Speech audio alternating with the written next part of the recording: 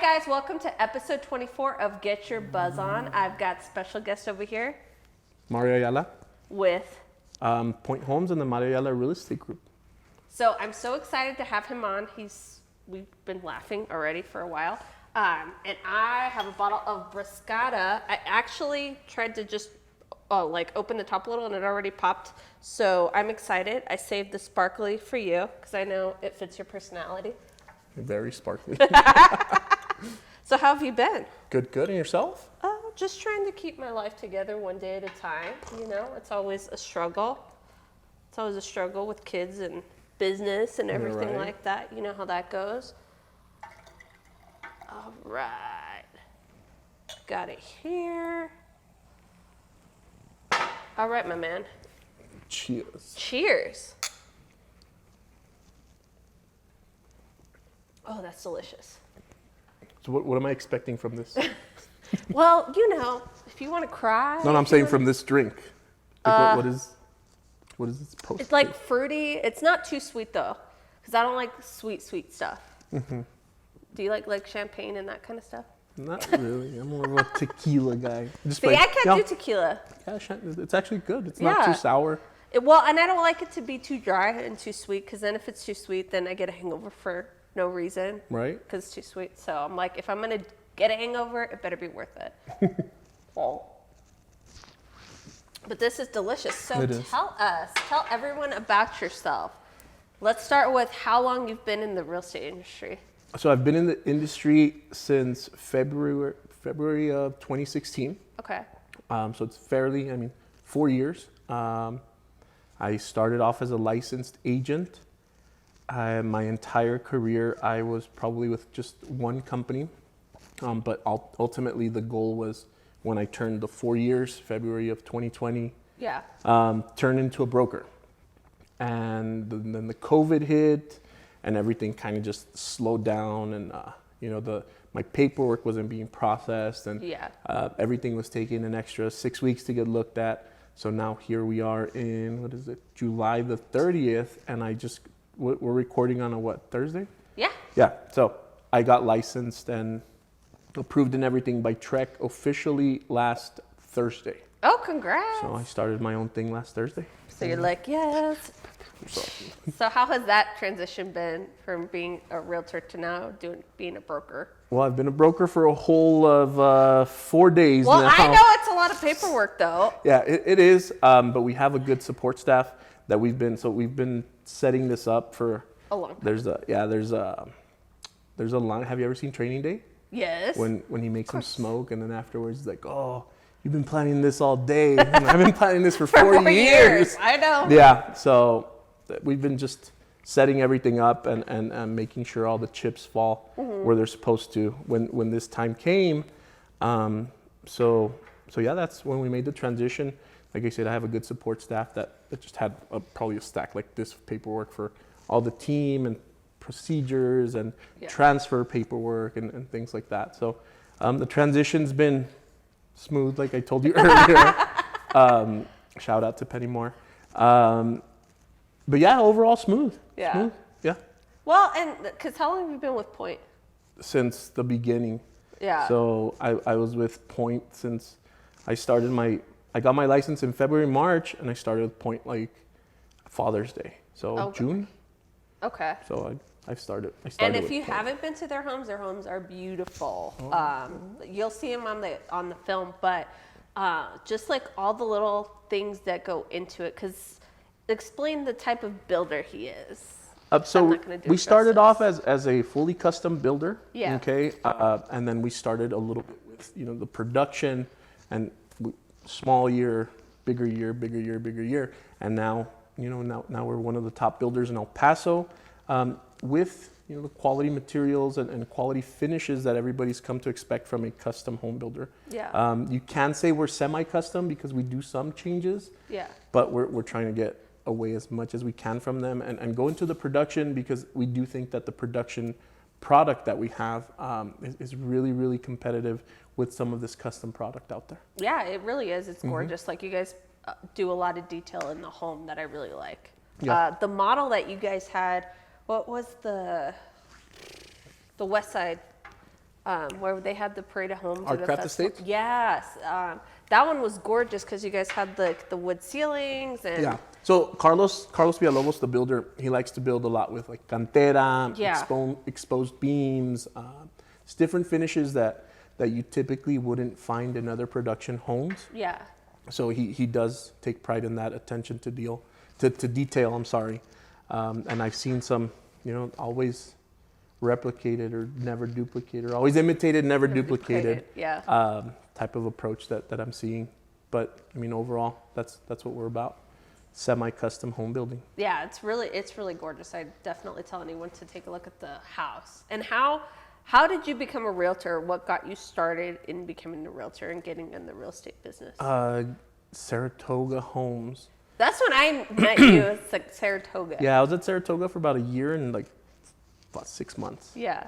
And I remember they fired me. Yeah. And the owner of Saratoga at the time just tells me, hey, I think you'd probably be better as a realtor than a rep at Saratoga. Yeah. And I was like, maybe. And they fired me like on a Monday. And I had already started, typical of every Saratoga home rep. Yeah. I started my classes.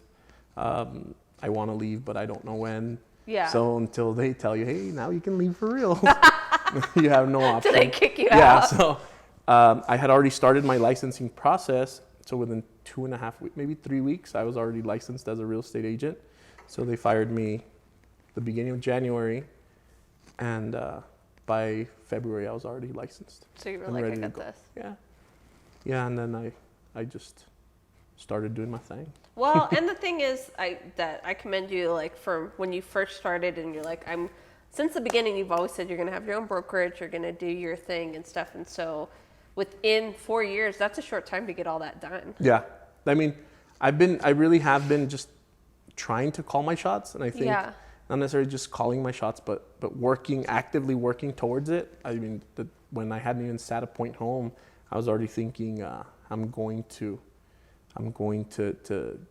get the builder. At the time, I said I'm going to buy the building next to Point Homes. At the time, the building wasn't even for sale. It was some nurses working out of there, and it was just a thought in my head. And now, fast forward 4 years, I bought the building next door to Point Homes.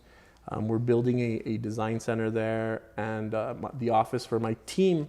Yeah. But I always knew whenever I become a brokerage, I'm going to need an office. Yeah. And why not be this super cool office? Yeah, it's like I commend you guys because what's the other Lane and Edgar? They're the same way too. They work together. Yeah, and they I work think together. It makes it easier when you have that relationship with the builder too. Mm-hmm. Because they understand that you might not know certain things about the building process. They might not know some things about the selling process. So it makes it a good marriage. Yeah. And I commend Carlos for taking the leap of faith with me.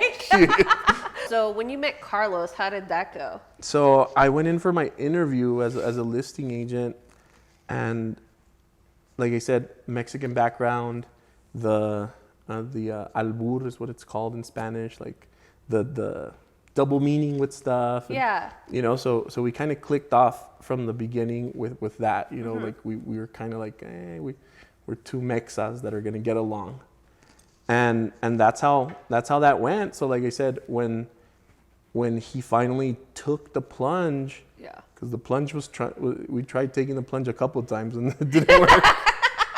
Shout out to Victor Alonso and Denise Torres and Joel and yeah. So we didn't take the plunge. Oh my God. And when we finally took the plunge, Carlos was like, yeah, I'm ready, bro. Yeah. And let's do it. And ever since then, it's been tough at the beginning. Yeah. But now it's really good. I mean, just like everything else. So we had to stabilize the sales team. We had to stabilize the builder and what was going on with the new transition of where our new home is going to be and all of that. And then, like I said, ever since probably about a year ago, which is when I bought the office, that's when we really got stability because we have our home base and we rebuilt it. We're building a training center / design center there, and it's just gonna keep progressing. Yeah. And now that I'm the broker, me recruiting different people, offering different trainings, and things of that sort, I think is going to take us to that next level. For sure. What are the type of people you're looking for? Preferably, Yeah. I'm just saying, Hot I mean, girls. I'm interviewing right now. I'm calling everybody. Yeah. Just to have, interviews and discuss. I've had some interviews this week that they talk to me about their current situation Yeah. and splits and whatever they're being offered by other people. And I realize that it's not always about the money, because there's brokers out there that are charging like, hey, come put your license over here, and we promise you this, and you'll pay us $20 a month, and people don't necessarily want that. People are okay with saying, hey, I'll give you a piece of my money if you give me something out of value. Well, because on some of those places, I know like they're not making any money. So. Well, yeah. I mean, yeah, you have that. I mean, there's a model for everyone, is what I'm trying to say. Yeah. And I am reaching out to a lot of people that are telling me, hey, yeah, I'm okay with, if you're able to provide me value, I'm okay with coming over and being on XYZ split or on XYZ fee based or all those different types of models that we're gonna be rolling out. So we have a ton of different plans coming out soon. Well, the thing is too, what I tell everyone is each brokerage is completely different. You have to go with which one you need more, if you need training or if you need, one-on-one help or certain things. I think each one has its own niche that really helps out, and I think that you'll bring a lot to the table, especially to having a builder and things, because a lot of people might not know how to start with the builder, how to work with the builder, and you can start fostering those relationships. Yeah, I mean that's completely true. There is a brokerage out there for everybody. Yeah. And some people need, handheld. Some people, hey, just leave me alone, let me be, and and I was one of those, leave me alone and I'll do my own thing. Yeah. I had my own office, I had my own team, I had my own assistants. Yeah. So that's understandable and acceptable. You're like, that works. That works until it doesn't. Until you get the call that says, you motherfucker. Then you're like, fuck. You're like, damn it, who did I piss off now? Right. It's just another day in the if a life. person doesn't call you ever and then they call you once, it's going to be a motherfucker call, You're like, oh, okay, well, let's see. But that means you're doing well, because you're progressing and you're doing what you need to do. How do you balance work and your personal life with everything going on? Well, I mean, right now, luckily with the whole COVID thing, Yeah. we have a lot of time for work.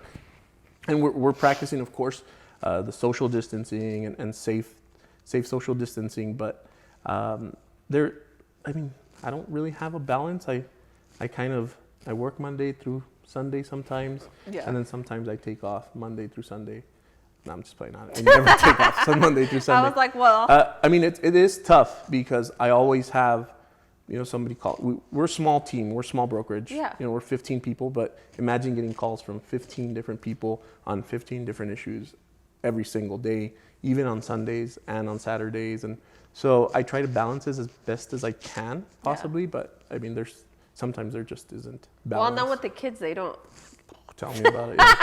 Yeah, I mean, we were just talking about that, like the whole tuition thing, and it gets expensive. So you realize you got to pick up those calls if you want to. Yeah, if you want to make those You're payments. like, well, and it's like, luckily, because we're talking about it, makes it easier when you have somebody like me and my husband. We're both in it, so we know like he's not like, oh, Mario Ayala calling you and everything like that. Exactly. So it makes it that much easier that we both, we're in the hustle together. It's just because with kids, they just add up really fast. Yeah. If you want to give them like, college, then school and all that stuff, you want to make sure that they're able to do the things that better than what you had. So, Exactly. So that's the whole thing. We'll see how they end. Right? And we're just talking about if my kid ends up in jail after all this private schooling and stuff. Well, you I'm send gonna him be the really bill. pissed. Just send him the bill. Be like, do you know how much I spent on you? Yeah, you little shit. I'm just playing. Sorry, son, if you're watching this in the future. Because you have 3. How do you have boy, girl? How does I that have a work? 10-year-old daughter, a 5-year-old son, and a 2-year-old daughter. So Oh my God. Girl, boy, girl. Oh my gosh. And the girls are so different from the boys. Very, very, very, very, very. And then my daughter's like growing, and last time she's like, Dad, I need to go buy bras. And I'm like, what? No, go with your grandma. Your grandma's like- taking it. Yeah. So it's getting to that. It's a fun part because like last time we were actually just having conversations, and it's weird Yeah. having like a real conversation with like your kid, and you're like, okay, you know more than Yeah. you know more than I think you know when you're sitting in the back pretending not to listen. Oh, Yeah. they hear everything. Yeah. Like she's been, because I have her for the summer, so she's been hanging out with me at the office and stuff like that. And like today when I went to go grab breakfast, and I took her back to my mom's house, and she was like, Dad, why are all these people calling you to talk smack? Because I'm like, you know what? There's a Biggie song that says "Mo money, mo problems." Yeah. Exactly. And I mean, I try to make a joke out of Yeah. well, not out of everything, but I try to joke around with her so she feels comfortable and she knows that I'm her dad, but that she Yeah. can come to me with different stuff. So Well, the thing is, life isn't, it's always something's going on like crazy. So you're just telling her, like, this is how it goes. yeah, I mean, because she was used to just, my mom has a daycare, so I'm blessed that I can take the kids there Yeah. to the actual daycare, not necessarily, I'm just gonna leave them Yeah. with grandma. So I'm very blessed that I have that. So last time she was just like, "But can I go to work with you?" Yeah. And I'm like, "You want to go to work with me for the entire week?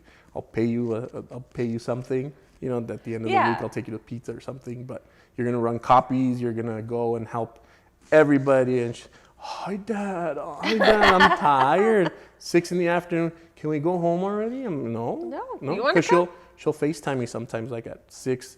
And why are you still at the office? I'm like, because I'm working, baby. Yeah. And then she'll be like, okay, and she'll hang up. And then, so I took her with me, and 5, 6, she's like, oh yeah, my feet hurt, Dad. I'm like, why? You've been sitting in my office watching TV and running copies every once in a while. I know, but I just want to go back to grandma's. So, You're like, okay, fine yeah, then. yeah. So kind of teaching her a little bit of how.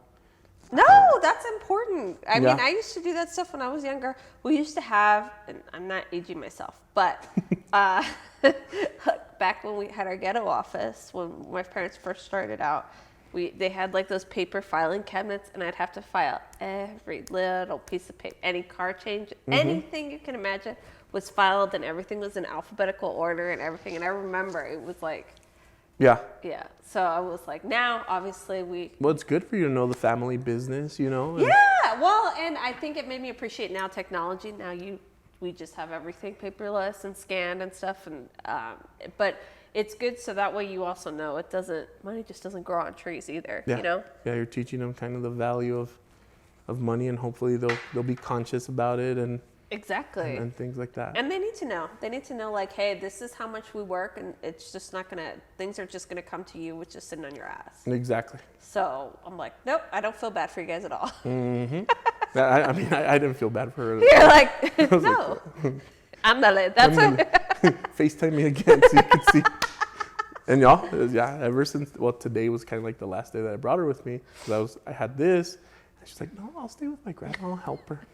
Because at her grandma's house, she gets to just do whatever she wants. And yeah. play, and if she wants to take a nap, she can, and stuff like that. So That's all the grandkids. I swear my kids are the same. Lucas is Prince Lucas, and so is Nicole. She's Princess. So yeah. I know how that goes for sure. What has been like your biggest learning lesson through this whole process of everything? Oh, through this whole process, my biggest learning lesson is. Dun dun dun. I'm just playing. What is it? I mean, honestly, it's they're gonna smile to your face, and then they're gonna close the door behind you, and then it's like you're gonna have a different conversation when you're on the other side of the fence. Yeah. Surprisingly, I mean, it didn't happen to me with Tony Delgado, really good broker. Yeah. And it was, hey, we're mutual, we're parting ways. Once I left, there was no, like, I can still reach out to Tony Delgado and ask him. Of course, I know you're not my broker anymore, so Yeah. I'm not going to call you. But I know If that if you I had to, yeah. I could. But he was the only one that said, hey, no hard feelings. I hope you do well. And when I was on the other side of the fence, it's still no hard feelings, and I hope you do well. Yeah. Yeah. It's I mean, for people that don't know this industry, it's a dog industry. A little bit. Yeah, a little bit. And I mean, we're not even in like the Dallas, or I can't even imagine in those Right. areas how cutthroat it is. But I think here it's just hard because everyone knows everyone. It's a small, big, small town, Yeah. or whatever they say. So everyone's like connected to everyone. If you hear from someone, you're gonna hear it at the end of it. And not only that, I mean, we have a lot of, how do I say this without not hurting my sales? But we have a lot of, we have a lot of posers. There's a lot of posers going on. And I remember that's one thing the owner said, Charlie Bombeck used to tell us, like, guys, don't be fucking posers. Yeah. Like, don't be posers.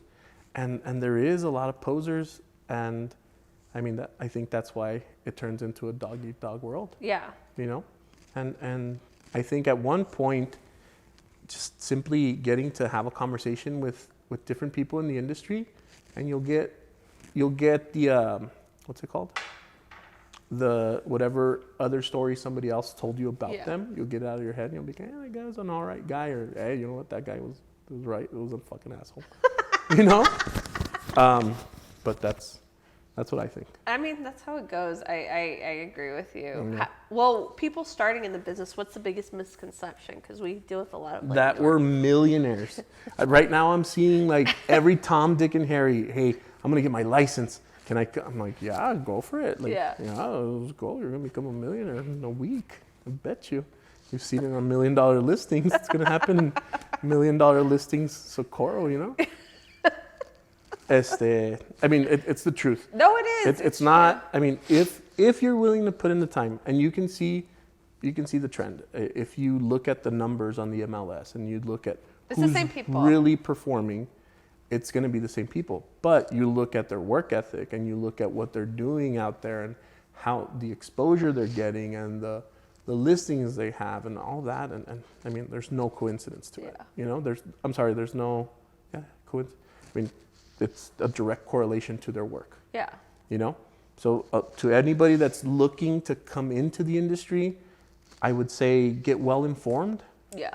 Talk to a couple of brokers and see where you fit. You know, because I'm telling you, I've talked to brokers that I say to myself, like, I don't think I can ever work here. Yeah. I don't know why, you know, nothing against you, but I don't think I can ever be part of this brokerage. Yeah. And you have a good thing going on, but I can't.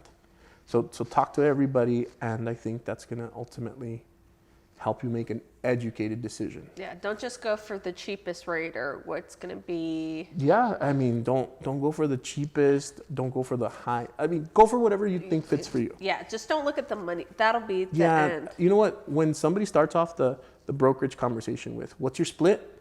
I'm already thinking, it's going to be, it's going to be tough. You know, it's going to be tough because unless you're someone who's been in the industry for, I don't know, X amount of years. And even then, people that have been in the industry for years and paying, you know, producing and stuff, they're still on some sort of split. Yeah. You know, so that's what my take on that. Everyone has to be on some kind of split because you guys got to open the doors and. Well, yeah. I mean, even these people these brokerages out here who have the monthly fees. I mean, I understand they have overhead as well. Everybody has. If they're offering you something, they have to be, you know, have to have an office. They have to have something for them to take that money from. For sure. Not take it, but for them, it's a mutually beneficial. We're all in the relationship. business, like, well, and I think too, like, people don't realize taxes and like fees and like dues and Zillow and headshots and pictures. And it all adds up real quick. It really does, especially if you're not selling anything, and you know, so think about that too. That's true. That's like no, and I think it's like the same with insurance stuff. Like you throw a rock and there's an insurance agent, right? They have. People don't realize it's not so much what you do. If you're not willing to work at it, then it's just never going to work. Yeah, and that's, everything. That's in everything. It's the truth. Yeah. So how many people are on your team right now? Right now there's 15. Okay. There's 15 agents. I'm trying to, from here, possibly to the end of the year, probably get to like 30, 35. What's the max that you want to be? I think that's where I want to be. Yeah. Maybe more. So depending on, right now my office, I think we're not going to fit anymore if I get to that amount. So I've already talked to the builder and we're looking at different options, to build something together. Yeah. So I want to get to about 35 to 50 is where I think is a manageable sweet spot where still people can make, I can still give attention to people. And they can still fit within the model because my model is directly correlated to point homes. Yeah. Okay. It's directly correlated to point homes, believe it or not. I have the model homes and the amount of people that I need per model home. So as we're growing with point homes, then I'm going to need more people. For sure. So right now the 15 people that I have and the way we've been doing it, I think works really, really well. But as we grow, I think I'm going to need more people. And that's one thing that we have been doing. We've been growing at a very healthy pace. Yeah. Yeah. This year, I think we're going to close, I think it's 900 houses. Yes. And I appreciate it. And trust me, saying, I appreciate it too. Yeah, there's no way we're going to close 900 houses. Just Whatever. like there's no way No. builders are going to close. No. Well, especially because of the COVID delay. How has that been going with you guys? Because how is the new restrictions? It changes all the time. I mean, we live in a world right now where every day there's something new. Yes. It has. I don't know if it's the fear of missing out for the people that were kind of on the fence. Yeah. So they all got off the fence and they're like, hey, let's go. Let's buy a house. El Paso, I think, because our employers are, medical and the Army and those are bigger employers. I think we weren't as affected by the COVID, which is a good thing. If it ever it's great anywhere, El Paso's, and if ever it's bad anywhere, El Paso's the same. That's true. So with this COVID thing, we had to change a little bit of how we do business. I don't know if you noticed at the doors, but this is a handshake-free zone. Yeah. And there's more virtual stuff and virtual meetings through Zoom and virtual buyer orientation. When we do our walkthroughs now, it's only like homeowners only. You can't have the entire family there. Which that's right here. Yeah, but so that we did have to adapt a little bit. Yeah, to that, for sure. But overall, it's been a good. I mean, not that the COVID's good. Yeah. But it's been good for us on the new construction side. Yeah. Well, I mean, you guys, the buying side has been insane. Yeah. And especially in this price point. So Well, not only that, but now resales are going for, they're going almost for the gap between new homes and resales is closing. Mm-hmm. So people are like, if I'm already going to pay, I don't know, $110 a foot, might as well go look at this brand new house that's $115 a foot. I'm going through that. Yeah. We were just talking about that. You're considering your different options and why shouldn't they? Why shouldn't they? And like I said, that's good for us, but we have, and I'm noticing this across the board, some shortages in some areas. Mm-hmm. Right now, there's like a big appliance shortage everywhere. Really? Yeah. So right now, because when the COVID first started, some of the appliances or some of the parts for Whirlpool or Frigidaire are coming from China. They shut down their factory for a week or whatever time. Yeah. So now we're feeling it. We didn't feel it at the beginning, but now it's like, well, we don't have any fridges because this and that. Oh, because they haven't made any. They haven't made any because the factory that does the little part was closed, so they can't, So we're feeling the blowback from it. I never even thought about that. Yeah. Mm-hmm. Well, and then when you guys are building, do you guys have to have different, like if the plumbers are out, the electricians? Yeah. So only one. Supposedly, it's like only. Well, not supposedly, but the city ordinance is only one trade at a time. So yeah, if the plumbers are in there, the sheetrockers can't be in there. Yeah. Mm-hmm. So that makes it a little bit on turnaround times. And people are saying, "Hey, I want my house yesterday." Now, because they're home and they're like. Mm-hmm. So because you have people whose leases are coming up, and so it's putting a little bit of a strain. But once we go back to stabilizing, I think we're going to be good. But I think everyone's been going through this, like all the builders. Yeah. I've been hearing it from not just you guys, not like all the builders. I've been hearing a delay in construction because of everything going on. So it is just, we just have to adapt Yeah. and be patient with what we're dealing with right now. It's no one knew COVID was going to happen. Yeah, exactly. Well, no one. No, well, Oh, that's my true. conspiracy theory hats. Well, you know who did? It was Alfonso Fuentes. Did you watch his? I saw it. Yeah, but His biggest refresh fear me. was COVID. And That I it was was like, coming? what? Yeah, that because it was like when it first started coming out, and it was like, well, I'm scared of COVID and Like everything. in China and stuff. Yeah, coming Oh. over here, and it was crazy because we even texted the other day, and he was like, I rewatched it, and I was right, and I'm like, okay. Really? Yeah. Oh damn. No, you know what?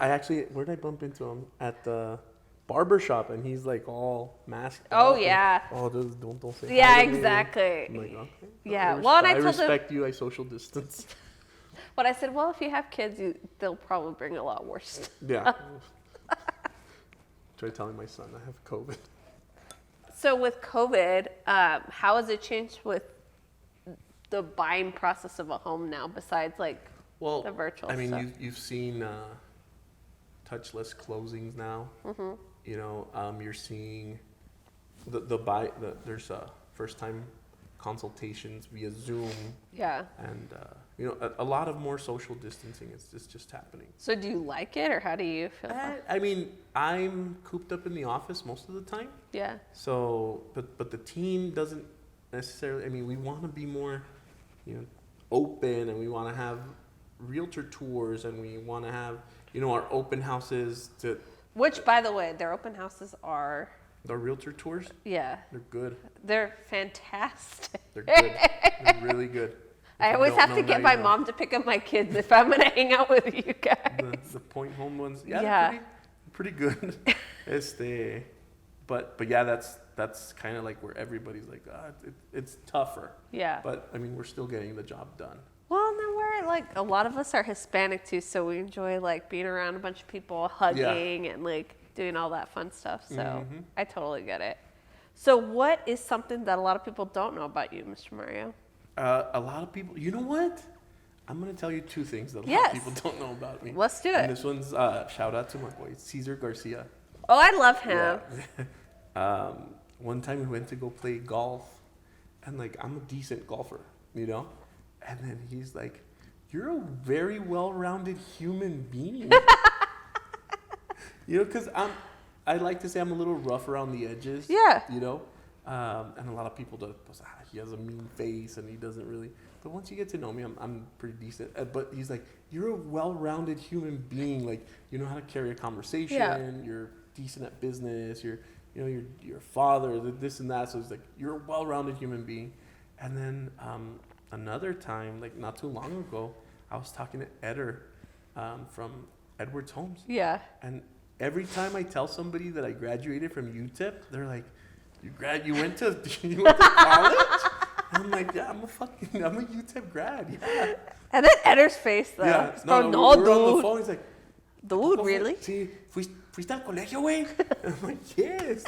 But a lot of people, when I tell them that, they're like, where'd you go? That's- I'm like, I graduated from UTEP like a normal person within a normal time frame. Like, I love how they're like, really? Really? So what'd you graduate with? What I degree? have a marketing degree with a minor in international business. Fancy. Yeah. Excuse me. I don't know. Let me put my pinky up Right? to that. I don't know what that's useful for, but I mean, here's the thing, because I graduated with a political science degree. I don't do that, like, Yeah, don't do yeah. political science or anything. But I feel like it's the connections and the relationships I built when I was in college. That's Mm-hmm. kind of, it taught me how to be away from my parents. And did you go to school elsewhere? yeah, I went to school at St. Mary's up in Indiana. Oh, well, that's why. Yeah, that's when it was like, I was like a super nerdy person. And then once I went to college, Yeah. it was like, it was a party all the time. Well, yeah, I mean, I went here to UTEP, so the connections I made were not the best. You can imagine. Well, I think it just, because you're an adult, but you're not really an adult yet. Like, you don't have well, for me, I didn't have the adult responsibilities and stuff. Like, Yeah. I would use, my dad would laugh at this now, but at the time he would be pissed. like I would use the gas card and buy beer, or like, you know, do like things that people don't think to do, and I would totally do that. Or the emergency credit card, everything became an emergency. So How is this an emergency, Victoria? he's like, you got your hair done, that's not an emergency. Dad, you can see my roots. Yes, it was. Like, I'm sorry, do you know, I have to represent. Yeah. I'm here with a bunch of Caucasian people, I can't be looking shabby. So he'd Yeah. be like, oh my God. Well, that's, I mean, It it's a helps. different college experience. Yeah, well, yeah, it was. I mean, I will give it to I want my kids to have the same, you know, to have fun and to just. Yeah, just be worried about school. Yeah, just worry about school. 4 years. It's the only years that they're gonna get without like bills and like all kinds of crazy stuff. So that's. I mean, it's a lot of fun. I definitely tell people college isn't necessarily for you to do what you're going to do forever. Some people are really good at doing that, but for me, I learned a lot. I learned how to be around different people all the time too. I think it's more of a matter of whether you can start and finish something. Yeah. I mean, not Yeah. saying that there's some college degrees that people are Yeah. using and they're using it specifically Like to account, their or job. yeah, they Yeah. do. But Me, it's a matter of do you have the discipline to start this, yeah, take your 4 years and finish it. exactly. I really wanted to take 6 just so I could party more, but Right? I bet. I was like, let's get out of here. you're like, no, I'm done. So I was going part-time a lot of the time too. So it took me 5 years to finish it. That's so stressful Yeah, because too. I was working. So I would work from 5:30 to 2:30 at a call center. And then I would take classes from like 3 to 7 every Plus day. homework. Yeah, and then homework, and then back to being at the call center. Damn. Monday But through Friday. you would have been my parents' ideal kid. Why? Because I was like, I'm not doing that. Right? Not working. Well, I mean, I'm like, I can't. I'm like, I can't focus and do all that. Yeah, But so- I mean, I wish I would have done that. It would have probably got me more discipline, or I would have appreciated the school and everything. But I was like, I think I went from, you know, being super nerdy in high school and all that stuff. And then, you know, parents weren't around. So I like went crazy and partied and had fun. But Yeah. now I don't feel like I missed out on anything though. no, that's one thing that a lot of people say. Like people that go to college in like their hometown, it's like they never really partied. Yeah. So after they're out of college, they still want to keep partying and doing that stuff. Versus going out, go party, get tired of it, come back, Yeah. have your career, have your family, and then just, you know, don't do that anymore. Yeah, I mean, I There's no just need don't feel like I said, now I'm older, so it's like no one wants to see. Who wants to see you in a keg stand? Yeah, like, okay, girl, Yeah. sit down. You're a bunch around 20-somethings. So, but I mean, I think it was a great experience, and I think, like you said, it just teaches you how to start and finish something. So, I agree with you. What is like for your team? What's your biggest advice for your team when they're trying to sell homes? When they're trying to sell homes, Or how do you guys set up like building their clientele or building their book of I mean, business? we have our CRM, you know, so that's something that we offer to everybody on the team. Their CRM where they put in all of their clients' information, and we have, I think, one of the best CRMs in the business, and I think it really works for them. Yeah. And then I have access to that CRM, and I can see how often they've actually reached out to certain people.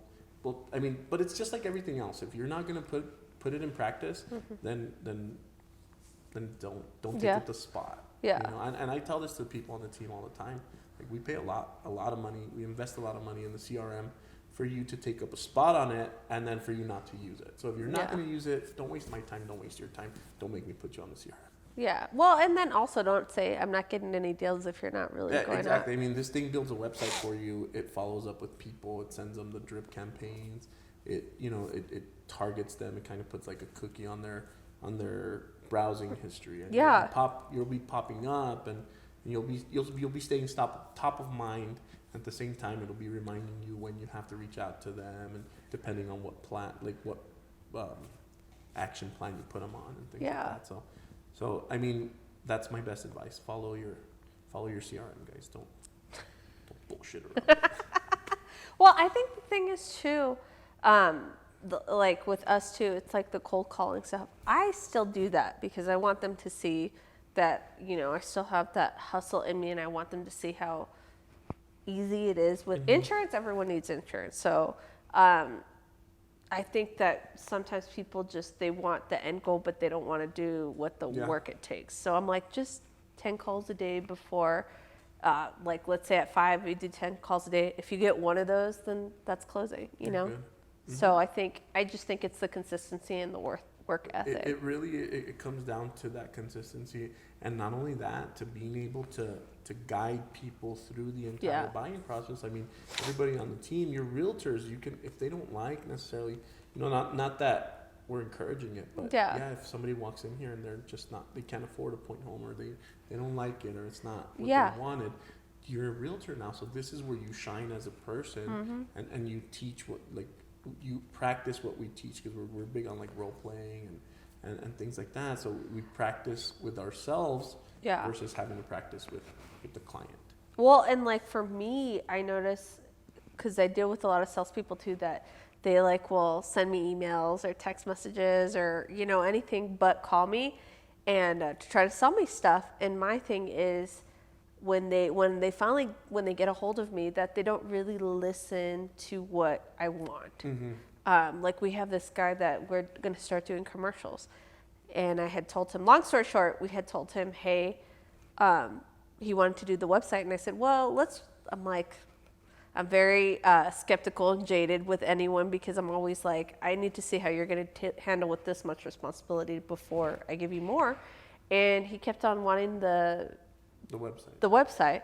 Then he went to my dad, and I thought that he could go around him, and I was like, oh, okay, like you can go talk to him and see how fast you'll get a response. Nothing. So I just think that a lot of times the simplest thing is just to listen, especially if you have a buyer that's like telling you, hey, I don't like this or I don't want that. Just listen to them. That's my biggest advice. Are you wanting your kids to be in the industry to take over, Ayala? You know what? I do and I don't. I spoke to my daughter, and she wants to go to UT Austin, and she wants to be a doctor. So, I mean, that's what she's thinking. That's really good. Yeah, that's what she's thinking. I mean, my son is sucking his 2 fingers, like I told you earlier, and my daughter's way too small to even. You know, You're like, for sure. The one that's closest to thinking anything like this is thinking doctor. Yeah. Hopefully she goes through with it, and if she does, I'm here to support her. And if she wants to join the business, then you'll do it. Then well, because it's you and then your cousin Julio, right? Or that's my brother. Your brother. Oh, I didn't know you guys were brothers. Yeah, so Julio's my little brother. Oh. Yeah. How has that helped with you guys growing? I mean, we're really close. We're really close brothers. And Julio's hilarious. You guys are. Yeah, he's a pretty cool cat.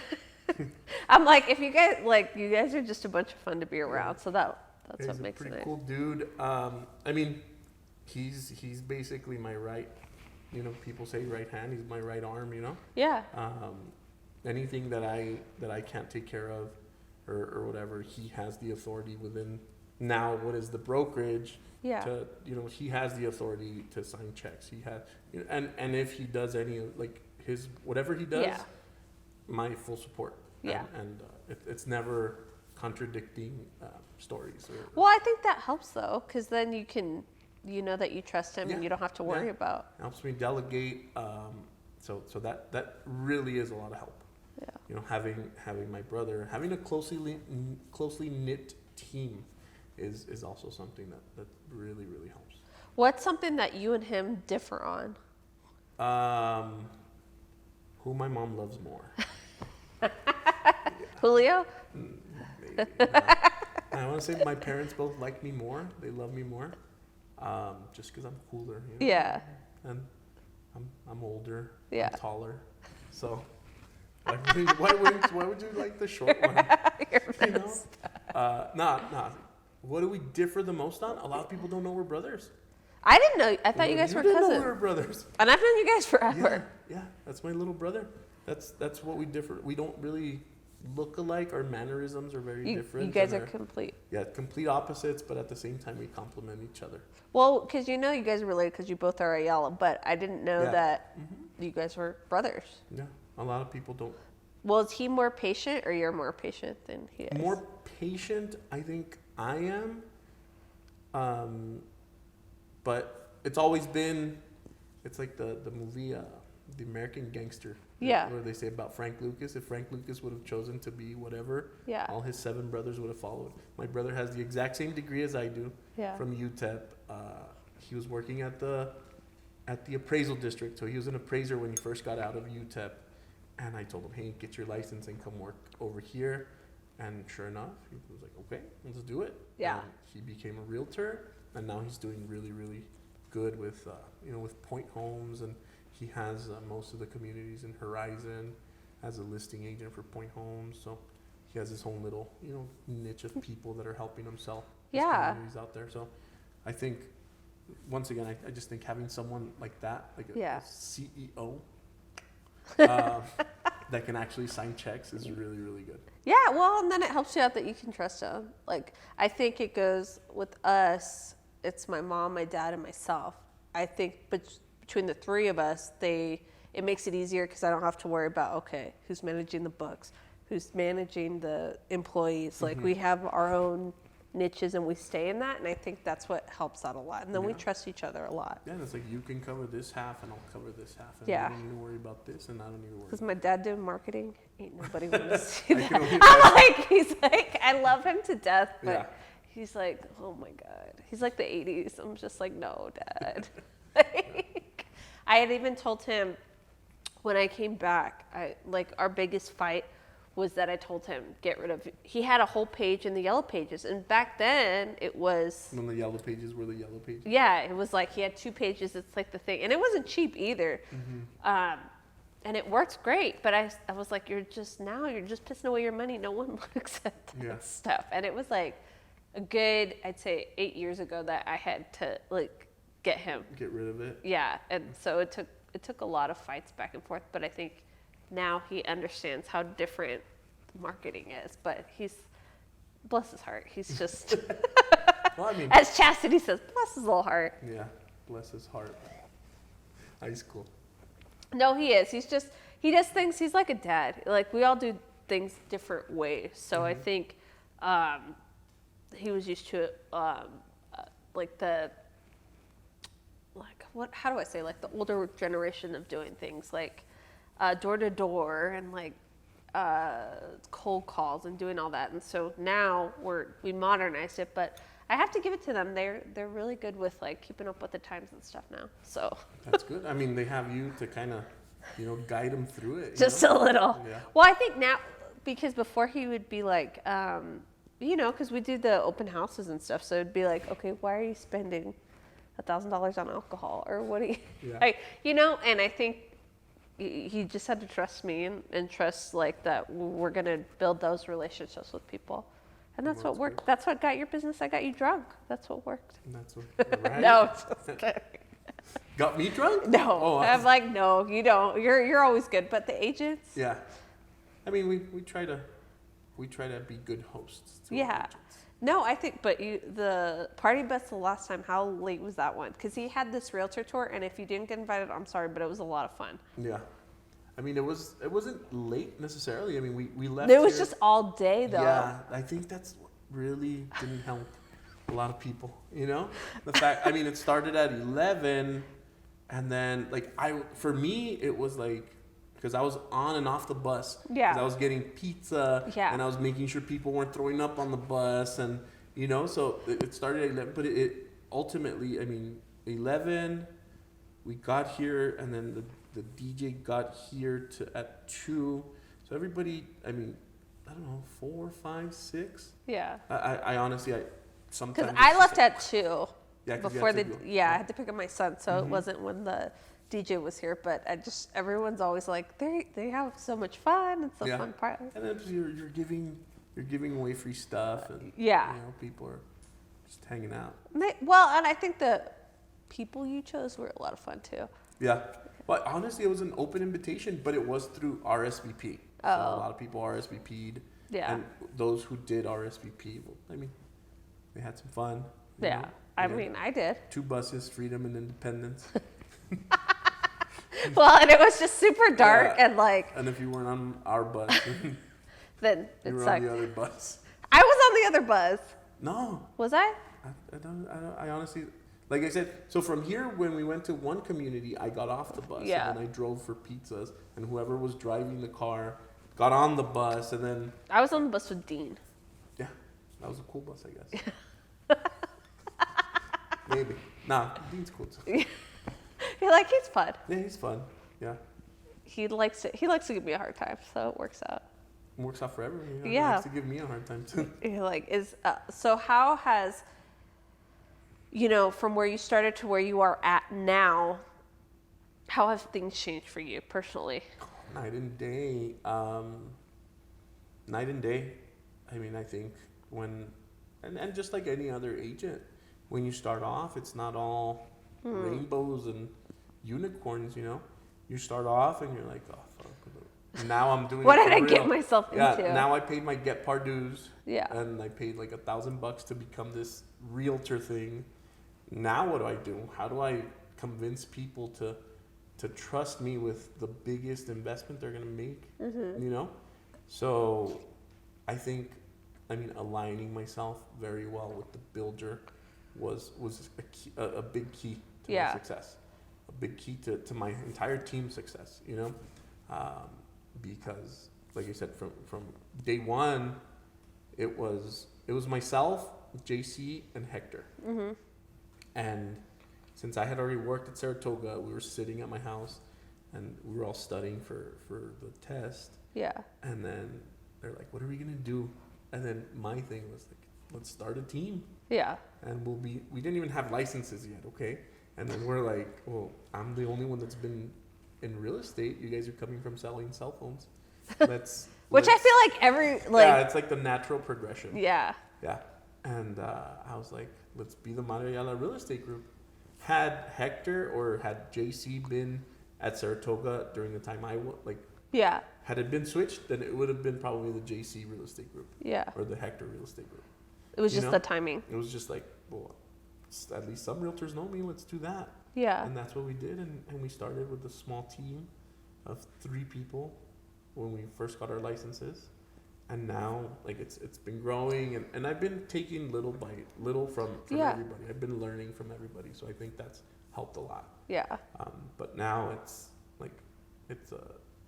I don't want to say it's a big monster, but now it's like kind of a But I think you guys grew the right way. It wasn't like too much for you guys to do. In the right way. It depends who you ask, For me, I'm appreciative. Yeah, there's some lawsuits on my desk that say I didn't grow the right way. You're not American unless you've been sued. That's true. Hey, thank you, Preston.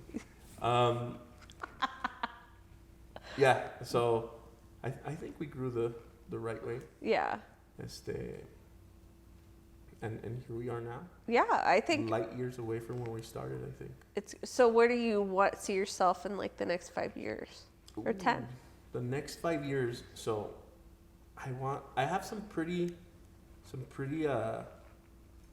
ambitious goals. I do want to do brokerage. I want to open brokerages elsewhere. And the biggest thing, the biggest reason why I want to do that, and the biggest, why I've been telling my brother and JC, he's my compadre. Yeah. So I'm the godfather to his daughter and stuff. But the main reason why I want to open up a brokerage in these big, just Texas. Yeah. San Antonio, Dallas, Houston, and Austin, and El Paso, of course, is just in case the kids want to go to school in any of those cities, they kind of have somewhere to work.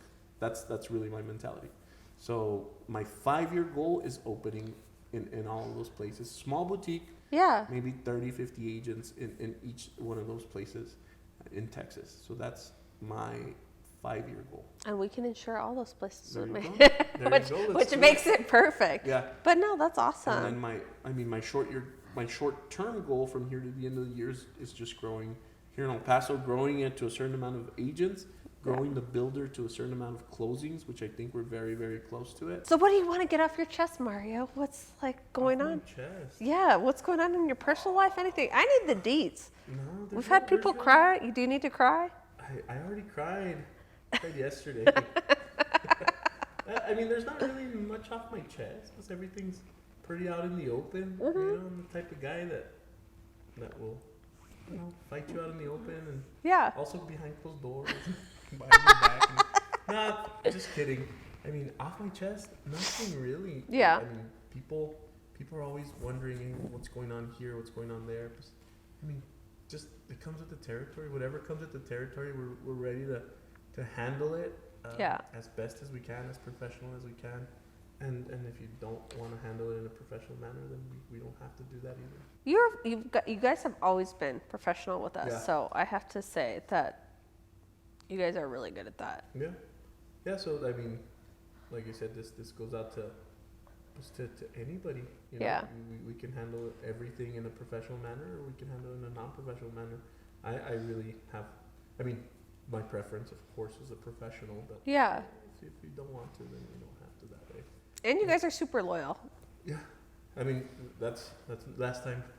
I'm not gonna say the agent's name, but it was like they sent me an email and it was like, oh, I guess you guys really need the $25 gift cards for your open houses, because I sent something your way and that wasn't supposed to go your way apparently. Once the contracts come in, I give them I process them and they go out and everybody has not necessarily I mean, it's not a mandate, but I mean, we have a good relationship, and if people And they don't have to use this. yeah, they don't have to, but if they get an additional quote from you, I think it's in their best interest. Just like they get additional quotes from lenders and different builders and stuff like that. So, that's one. Well, I think too the thing is with the home insurance that people don't realize is when they're buying a house, they don't, especially if you've never owned a house, they don't understand what goes in a house because they're used to calling the landlord or they're used to doing that. And I think the biggest issue I have when they don't understand their home insurance is that when something happens and they don't realize they have like a $10,000 deductible or $5,000 deductible because, they went with the cheapest option. Yeah, or like this mortgage company didn't know who they were picking, so they just, picked the cheapest one and they didn't know. And we do offer that, don't get me wrong, but I can't go to bed if I know that someone that's buying a house is going to be having that kind of deductible or not having the right coverages, because we know what happens in a house. Things just happen all the time, and unfortunately until something does happen, that's when a lot of them know. So I'm like, you guys should know ahead of time of what the coverage is, and then if you don't want to have that, then that's up to you, but at least I know that we explained it, you know? Yeah, exactly. I mean, that's really what it is. Yeah, I mean, I think that, and that's why I think with the agents and everything, we've had such a good relationship with everyone. Yeah. We've tried. We're trying. Yeah. I mean, it's just like everything else. You have your kind of like your allies and people that you can trust. Yeah. And it's been a good relationship. Yeah, and I think that and I'm not saying I'm for everyone. I just like you guys, we're humans. I'm not going to be for 100% of people, but we will do, just like you guys, we'll do the best we can do for our clients. Exactly. And that's all we can do. Mm-hmm. So, I mean, it works out if some people have a problem. Oh well. That's what I say to myself. You're like, oh well. I had somebody with my videos the other day give me got all mad about it. Yeah, it's funny. Oh, that's another. I mean, going back to how you're like, oh, what's one thing that not a lot of people know? I'm not saying I'm a big grudge guy. Yeah. But last time I was driving with Carlos, the builder, and I don't know how this conversation came about, but it was like, I have an enemy for life. Okay, and it was just so stupid that we were talking about it because there's this guy. Okay, that from here we can be 90 years old in an old folks home, and if I see him, we're gonna fight. Okay, forever. And I bumped into him in my life probably 3 times. And my rule stands. And that you'll kill out him. of this podcast, I'll go to the bank and bump into him there. But I don't know. I think I can hold a grudge. I'm telling you, I have this guy. His name's Ivan. Okay? Yeah. Ivan Carrasco.